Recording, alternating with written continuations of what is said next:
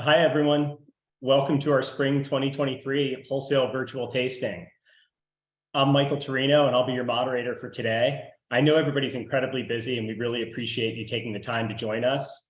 Our wines and tasting order for today will be the 2021 Estate Chardonnay, 2021 Paso Robles, 2021 East Bench, 2021 Geyserville, and we'll finish with the 2020 Estate Cabernet. Before we introduce the panelists for today's tasting, I do have a few Zoom housekeeping items and general business announcements to go over. We really enjoy it when this tasting is interactive, so please introduce yourself in the chat, comment. That's a great place to let us know your thoughts on the wines and make general comments. And then please use the Q&A function for any questions you might have, and we'll do our best to answer as many live during the tasting as we can. We also love to see your pictures from the tastings. I know you guys get to see us, but we also like to see you. So please visit us on LinkedIn, Instagram, and share those pictures with us.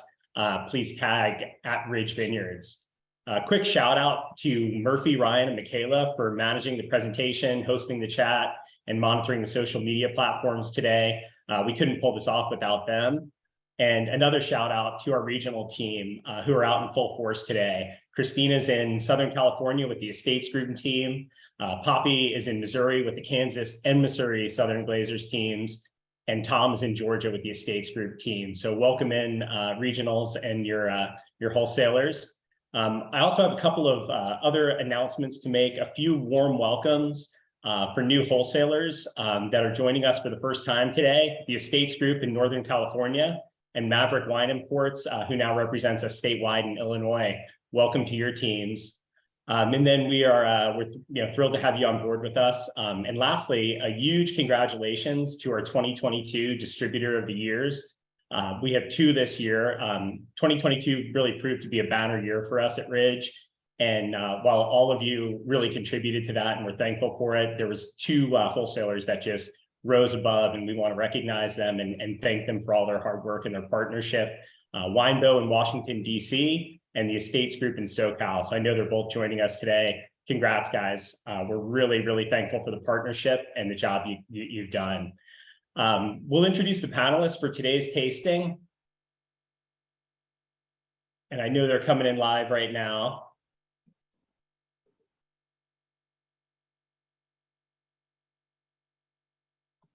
There we go. So coming to us from the Montebello Winery today, we have John Olney, our head winemaker and COO here at Ridge. Trester Goetting, our winemaker at Montebello, joining us for the first virtual tasting. I guess a year and a couple months in now, Tress. We'll get to hear a little bit about your history. And then, of course, everybody knows David Gates, our Senior Director of Vineyard Operations, and also the Executive Chair for our Diversity Committee. The spring newsletter included kind of an article about the Diversity Committee and the great work they're doing. And Dave's been a real big part of supporting them and helping them. Murphy will drop the link in the chat, but it's a great landing page at Ridge to go check out. So welcome in, guys. Thank you. So before we get into the wines for today, it's been wet out there this year, huh, Dave? The 2023 growing season is off to a bang. Yes, we've had a bit of rain. It's Sonoma, we're over 50 inches, 54 inches at Lytton, about 50 inches at Geyserville. So that's good. We've had as much in other years. Here at Montebello, we're setting some records. We're over 60 inches down at Geyserville, and we're over 80 inches up here at the top of the mountain. So big rains at the beginning of the year, late December into January, and then another huge set of storms with snow, which is always good. It's always good when we get some snow at Montebello. And that was basically almost all of March. So we're just now thinking about bud break. The Chardonnay has had a couple sprays on it. You can see a little green here and there. And this weekend is going to be absolutely beautiful here. So we expect everything to pop, even including up in Sonoma, which is a bit ahead of us. But yeah, it's a late year, so we're looking forward to it. Nice. Yeah, it's always an exciting time in the vineyard when everything's waking up and starting to go. Well, yeah, you start out, you think everything's under control, and then like 2 weeks or 2 months behind because the weeds grow and everything's, yeah, anyway, that's just the way it is. Yeah. Excellent. And so Trust, welcome in to your first virtual tasting. I wanted to give you a chance to tell everybody a little bit about yourself and joining Ridge. And I think what might be the most surprising thing coming from Napa to the Santa Cruz Mountains. Yeah, thanks. Hi, everybody. Yeah, this is exciting. It's my first virtual release tasting with you guys. It's a lot of firsts for me. I just started here last January, so just over a year now, and it's been a great ride. I'm really loving it here. It's a perfect fit for me. I spent my entire life and my entire career in Napa Valley. So it is a surprise to be here, but it will make sense because everything led to this with mountain Cabernet production in Napa Valley. I was at Ladera Vineyards on Howell Mountain for 6 years, and I was at Stagecoach Vineyard for another 6 years making Prep Brothers wines. I was at St. Clement making mountain Cabernets from just about every mountain in Napa Valley, as well as Valley Floor, and Chardonnays, of course. It is Napa Valley. And then right before coming to Ridge, my last stint was a 9-year winemaking run at Robert Bialy Vineyards, which some of you might know for their Old Vine Zinfandels and Heritage Vineyard single vineyard Zinfandels, which obviously fits right into the Ridge profile here. So it really feels like a very natural transition for me. Except driving up the mountain, but otherwise all very natural. It seems to be a great fit, and I'm so excited to have my hands in some of the wines we're going to taste today, and then of course going forward some great things ahead. So thank you. Yeah, awesome. Yeah, we're thrilled to have you. And I know when John first told us about you, I couldn't believe he found somebody with mountain Cabernet, Zinfandel, and Chardonnay experience. Like, yeah, that's the guy. That's the right fit. So perfect. Great. Well, let's get started with the first wine. We have our 2021 Estate Chardonnay.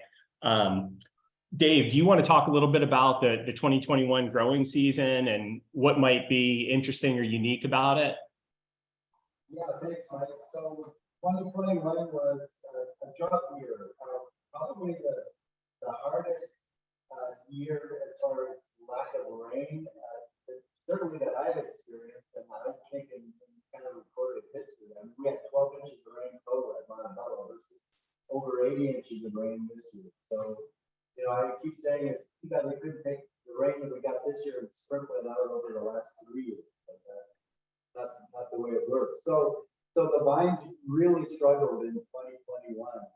And it's not unusual that we have dry winters. The way things have been going, we just got out of a big drought from 12 to 16, broken in 17. And then, and those were years where we didn't have a lot of rain in the winter, but we always had good spring rains. And in 2021, we did not have good spring rains. So the vines just struggled. The canopy growth is probably about a third of normal, maybe a half of normal at the best, and yields were not surprisingly low as well, like half crop or less. So it was pretty brutal and very early too. So that the only good part about that is everything came in pretty nicely in 21 and very early. So we were able to get it out and no major heat spikes. There was a warm summer in the middle of the summer, but harvest wasn't that bad. There was a little bit of warmth as usual around Labor Day, but we had the Chardonnay in pretty much by then. So that's kind of the story of 2021.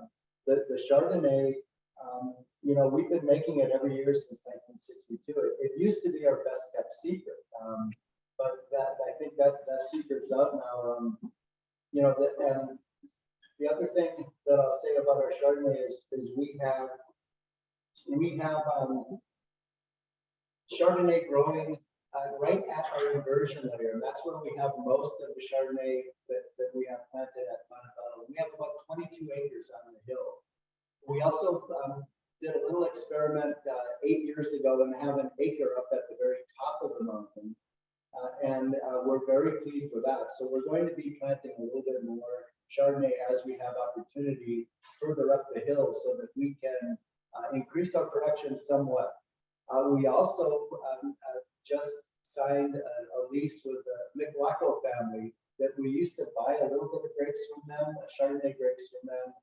Those vines succumbed to Pearson's disease, but we're going to replant that whole vineyard, and that's going to be another 4 acres. So we're really excited about that. So that means a little bit more Chardonnay coming up. That's exciting. Yeah, we get asked, I think, probably more than anything about Chardonnay and more Chardonnay. I know you said it was kind of our best kept secret for a long time, but the secret's definitely out. Yeah, and the last thing I'll say about Santa Cruz Mountains and Chardonnay is it's a great place for Chardonnay. To me, it always has this ripeness that you get from California Chardonnays, but in the Santa Cruz Mountains, we're so close to the ocean and we're moved so much by the ocean that it keeps this freshness and great acidity, and that keeps it lively. And I think that's kind of what I love about our Chardonnay. Yeah, and that's the first thing that jumps out of the glass. It's just really lively and fresh and bright. But so it goes through full mallow, barrel fermented. John, it's really the place that's keeping that freshness and acidity, right? Yeah, absolutely. When one of the things that's really limited the plantings of Chardonnay on Montebello was the original founders at Ridge. They were inspired to plant some Chardonnay because we have some really unique soils at Montebello. Specifically, soils that have a lot of limestone in them, and in areas where there's a higher concentration of limestone, those are the areas where we plant Chardonnay. And I think that in addition to, like David said, that sort of natural acidity that we're getting from proximity Pacific, I think you also get a little bit more of that sort of austerity and sort of a mineraliness as well that adds complexity. Yeah, we definitely do. And then, so it's barrel fermented, but how much new oak are you at this point? So new oak is generally about 15 to 20% for the Chardonnay. And interestingly as well, we used to use primarily French oak for many, many years, whereas we always used American oak for our red wines. But in the mid-90s, we started to experiment with some of our better coopers who were making barrels of American oak. And today, the majority of the new oak is actually American. Got it. And we have a question coming in just on the lees component on the Chardonnay and what that process looks like for racking and. Absolutely. We definitely, we feel we do get added complexity by lees contact. So, everything's barrel fermented, and we leave it on the lees throughout the aging during malolactic. We stir the lees once a week, and malolactic can go, for example, the 22. A lot of those wines just started. Actually just finally finished malolactic, so it can go well into spring. Right, and then it goes through full 100% malolactic, right? Absolutely. Yeah. Great. Yeah, it's really it's showing beautifully. Like great Chardonnay this year. Wish we had more of it, Dave. Great. Well, moving on to our first red wine. Our 2021 Paso Robles, and Trester, I'll kind of lean on you a little bit here. Was this the first time you've worked with a vineyard in Paso Robles, or have you made some wines from down there in the past? No, you got it right. This is the first my first experience making wines from there. Of course, I've consumed many wines from there in the past, but never made wines from Paso.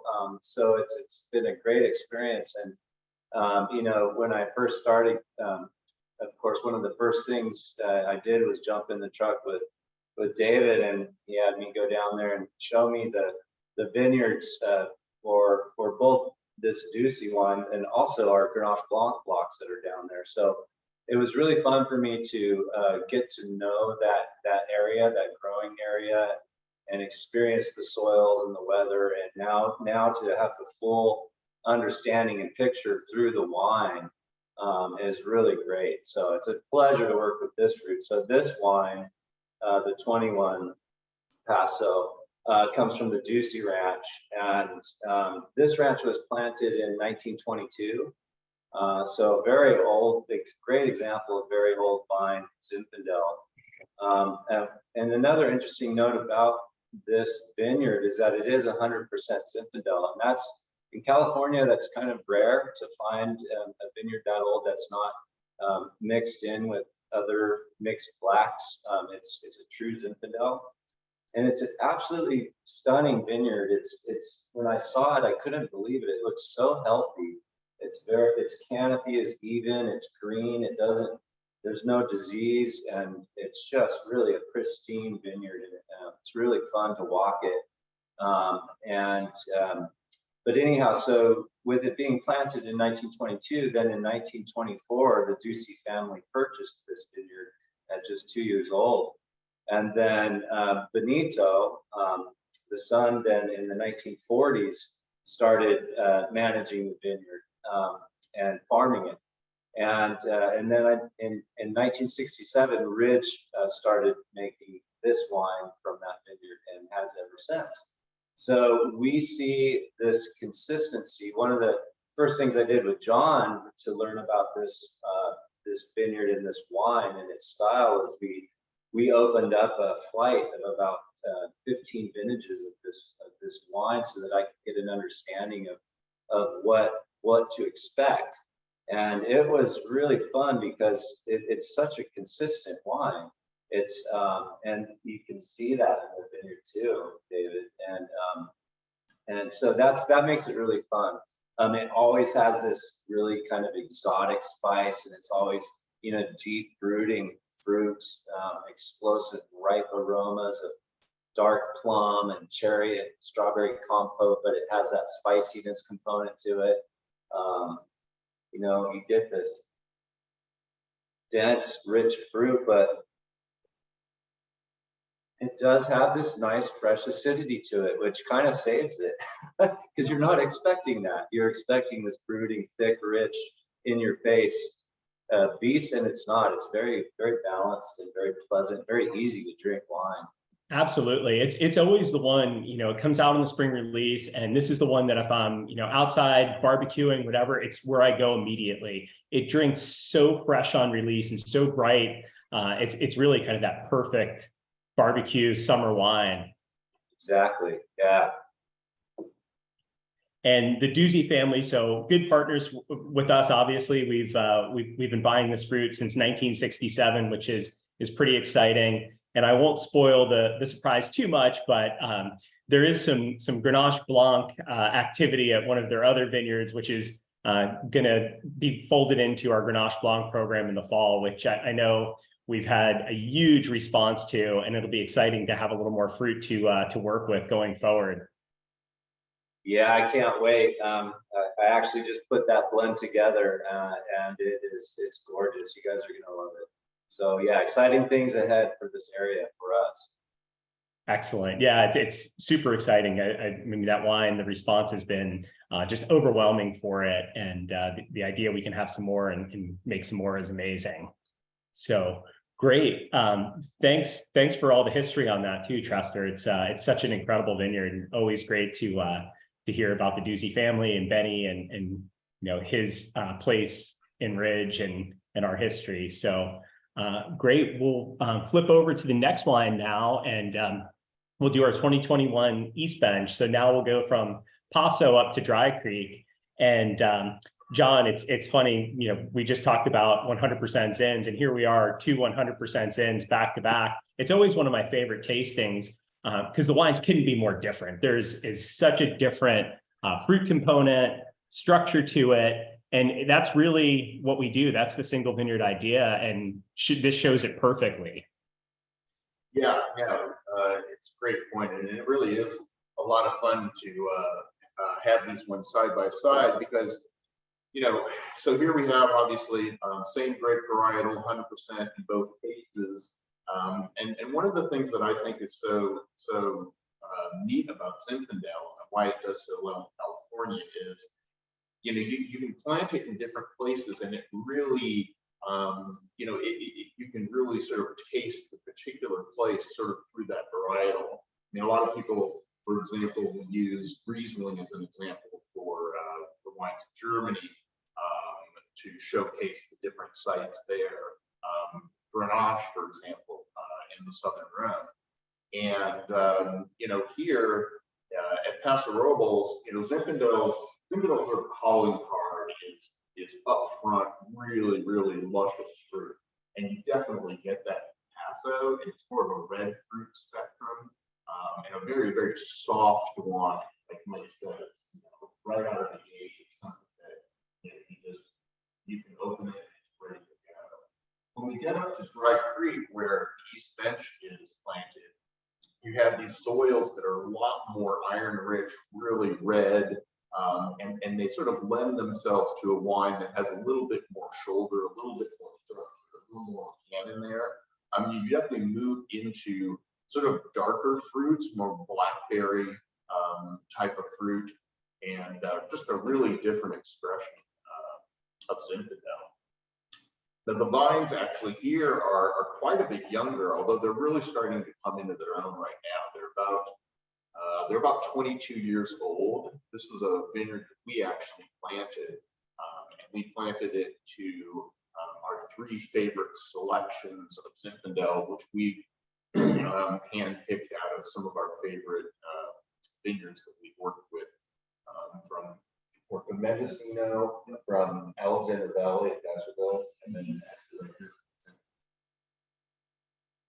Yeah, and it really, as these vines are getting over that 20-year mark, the structure of this wine, it's really become quite a serious Zinfandel.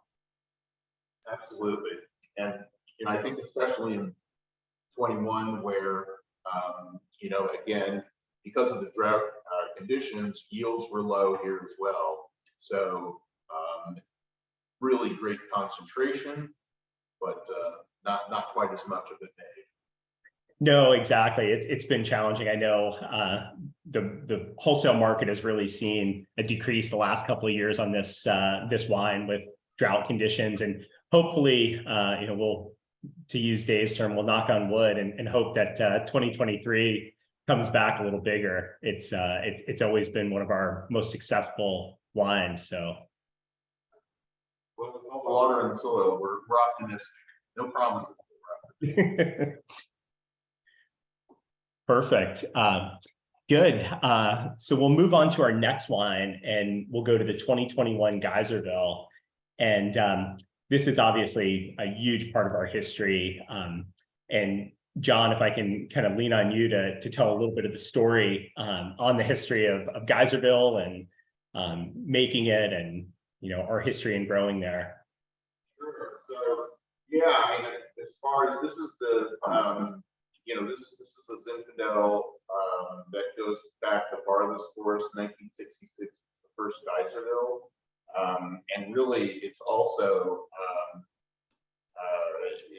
it's also a partnership with the Trester family, which really started. The Tresters owned parts of Montebello up here in the 60s, and Rich actually bought their parcels here at Montebello from them.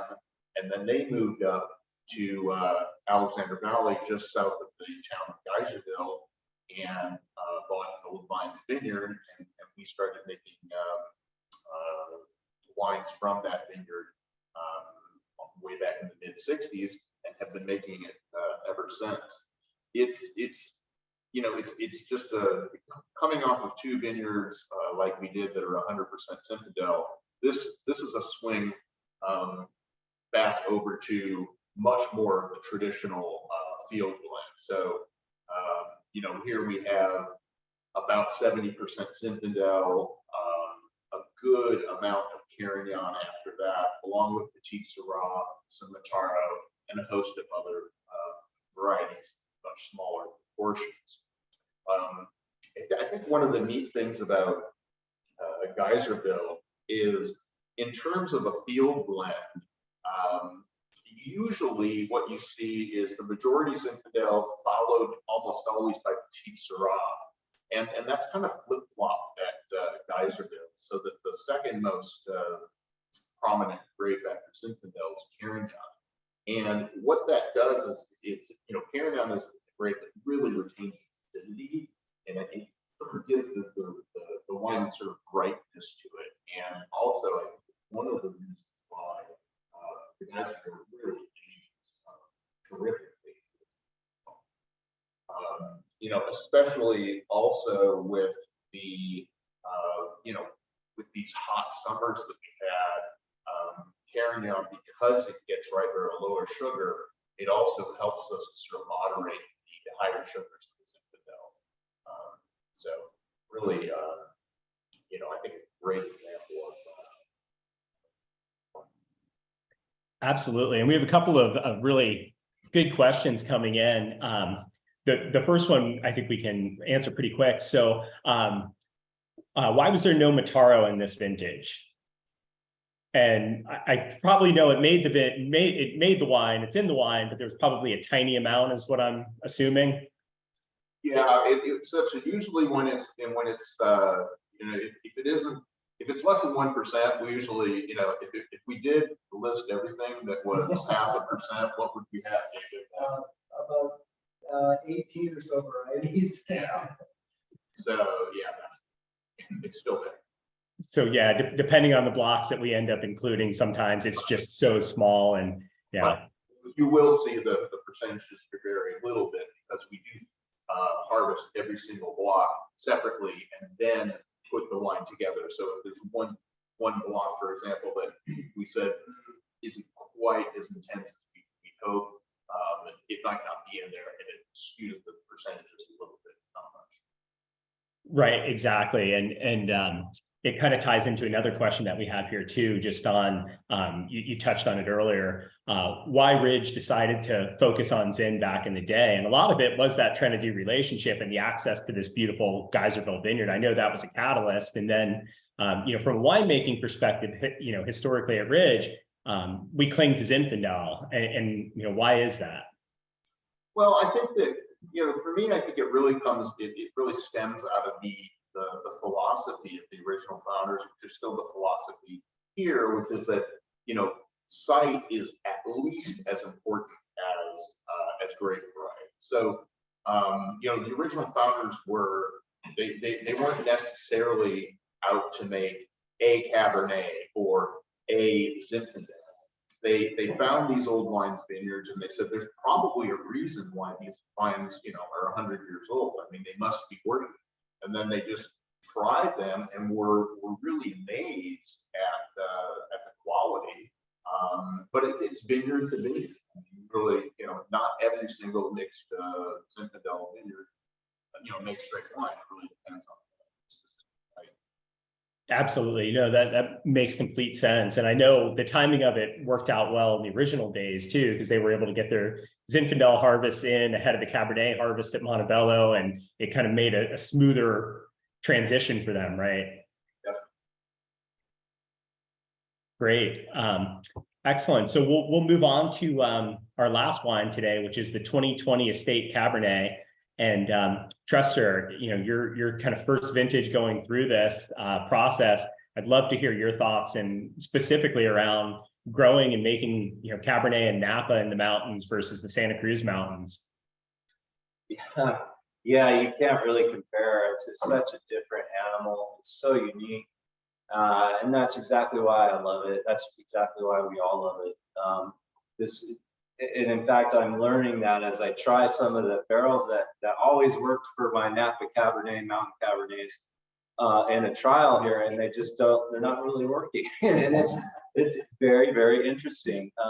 You know, the tannin profiles here, the minerality, the acid, all of it is so unique to this mountain, this area. So it's been great. It's been a huge learning curve, but it's been such a fun way to learn about how we make wine here, and I'm all on board. I love it.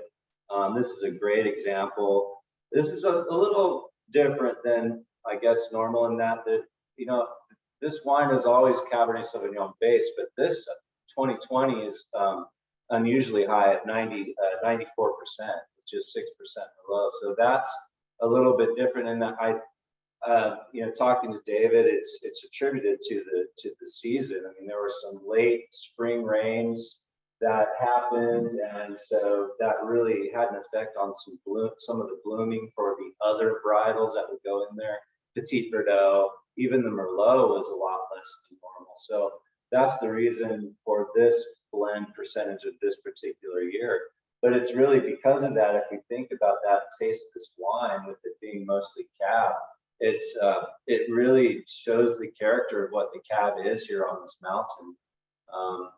You can even smell it. It just has that really beautiful cedar and herbal and mineral at the same time, with that beautiful fruit behind it. And some of that also, you know, is attributed to, of course, the winemaking.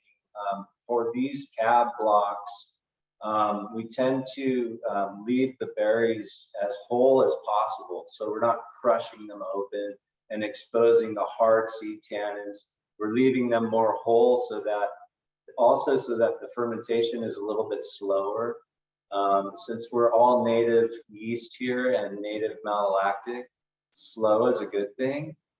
It's a little scary sometimes, but but it is part of the reason for the character of this wine, of our Cabs in general. So in mind with this. Great. Yeah. Thanks, Trester. And, you know, coming from Napa, you were using a lot of French oak, right? So coming to American oak primarily here, how has that transition been? It's still happening. It's very different. You know, it is true. I actually never used American oak until I came here. I've tasted plenty and but never used it. I was always, you know, Napa Valley is kind of its own style, and the style there is all French oak, especially for mountain Cabs and even valley floor Cabs. They just use a lot of big French oak barrels for that style. And so that's what I was used to. And so to learn how these wines work with the American oak, it's been humbling, but very, very informative and an amazing learning lesson. What I see is that just like the barrels that I would use for the Napa Cabs don't work here, these barrels would not work for that either. So that really tells the true picture of site and style. And so what I am seeing with the American oak is that it works so well with these Cabernets and these wines in general because of not only the tannins that are different because of the minerality in the soils. I mean, that's it. That's why they work. The integration of American oak into this profile is so seamless. It just works so well. That's the only way to explain it. That's great. No, I think that's a perfect way to explain it. And that really, makes a lot of sense. And it's, I'm sure, exciting, you know, transition for you and learning process. Great. Dave, we had a question come in on the 2020 vintage as a whole. You know, we've talked quite a bit about the 2021 with the first four wines, but of course, the Estate Cabernet is 2020. Any general kind of comments on 2020? So yeah, 2020, of course, was the season where everything was pointing toward a beautiful year. Yields were good. Everything was in balance, and then we had this huge electrical storm that passed through actually in August, which was really early for an event like that, and started a bunch of wildfires. So everybody thinks 2020 wildfires, and we had them here at the Santa Mountains. There was a big one that started about 8 miles away from directly from Ridge, but on the other side of the San Andreas Fault, the other side of the mountains. And then another one on the East Bay over in the middle of nowhere between Silicon Valley and the San Joaquin Valley. as well as the North Coast, which everyone is very familiar with, the devastating fires up there. We were very lucky in that nothing burned, and no one was displaced. That some people had to leave their homes in the Santa Cruz Mountains as the fire roared toward the south. But the winds we were lucky with the wind pattern too. So they were blowing everything south. So a fire to the east and a fire to the west, but we didn't see any direct smoke. The smoke we got was later from the North Bay fires, and they were typically 2 to 3 days old by the time they kind of went into the area. And that's the saving grace, because smoke paint is a big thing. I think it's a reality, or I think in this new age of Northern California, and the buildup of well, there's a million different reasons for it, right? But we're facing it, and we learned a lot in 2020, and we found that distance from the fires and the age of the smoke when it actually hits your vines, and the phenological stage of your grapes, all that factors in. It's very complex, and so what we ended up doing in 2020 was a really massive selection on the wines, being very careful, and that's one reason why we have less to sell of this wine in 2020. And the other thing that is interesting that people are finding more and more about is each variety reacts to smoke, the same amount of smoke exposure differently. And of all things, Petit Verdot, which has this inky black wine, it shows smoke taint very easily. Zinfandel, which is not, it's not a high tannin wine, it can take quite a bit of smoke before you actually see it in the wine. So we're still learning. There's a lot. I mean, the people down in Australia, the Aussies, have a lot more experience with it than us, thank goodness. And we're learning from them quite a bit. But that's the big thing with 2020. That I think the growing season as a whole was really nice, with the exception of a heat spell right before the fire started, and another heat spell right after, which was that was to be expected. That's early in the season, and it's like you were saying earlier, Mike. It's July, it gets hot, and so that the vines can take that. So hope that explains it a little bit. Thanks, Dave. No, that's really helpful. And I think, I mean, our industry as a whole is really learning a lot, particularly through vintages like 2020. Yes. And the good news on the Montebello front for you all is that we're planting more Cabernet. We're going to bud our open space phase 2 in another month or so. If we ever get bud, we will get bud break. But we're set to bud another almost 7.5 acres. Most of that to Cabernet Sauvignon, some of our favorite clones, and then a little bit more to Cabernet Franc. We're going to try to get another acre or so of Cabernet Franc out of it, and then a little Petit Verdot. So those will be budded. So we won't see any fruit from those for a couple more years, and you won't see any wine from those for another couple years after that. But it's coming. The phase 1 of the open space, phase 1 of the open space, upper gate block, 9.5 acres.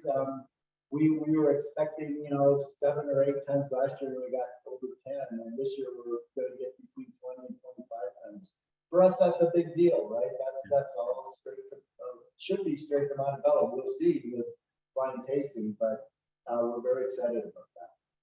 Yeah, that's, extremely exciting. I know the open space has been something we've worked on for so long, and to see it really starting to produce fruit and great quality fruit and make it into the wines, it's really exciting.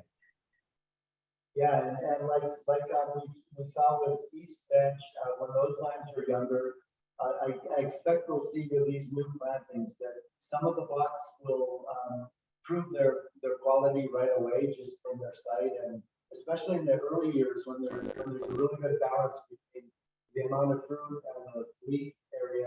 I expect a higher percentage of those to go into Montebello than they might if they were further down on the mountain. But then you get into the kind of the teenage years where you could have a really good year or a year where it's good, but not good enough for Montebello, not age-worthy enough as Montebello. But regardless, we will have more estate cab and we will have more Montebello over time. That's great. Yeah, I think everybody's pretty excited on the call and webinar today to hear that. We all would love some more Montebello and Cabernet. That's for sure. Great. Well, I do want to be respectful and mindful of our wholesale partners' time. They're most in sales meetings right now, and I want to thank them for joining. I want to thank you, Dave, John, and Trester for joining and spending 45 minutes with us and talking through the spring releases. We'll do this again in the fall, and we will